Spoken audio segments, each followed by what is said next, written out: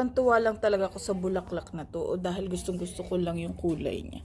Talagang i-flex ko na naman siya kasi nakabukadkad na sila guys. Oh, ayan na sila oh. Kita nyo ba yan siya?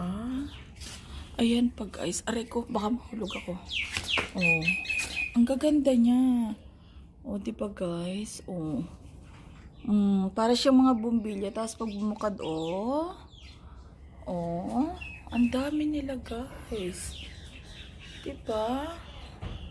Sobrang dami niyang bulaklak guys. Kaya na tuwan-tuwa ang inyong ninang. Oh.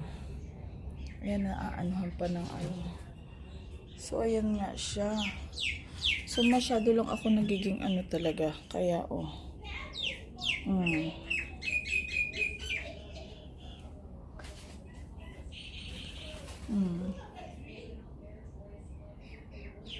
Ayan sila guys. Gaganda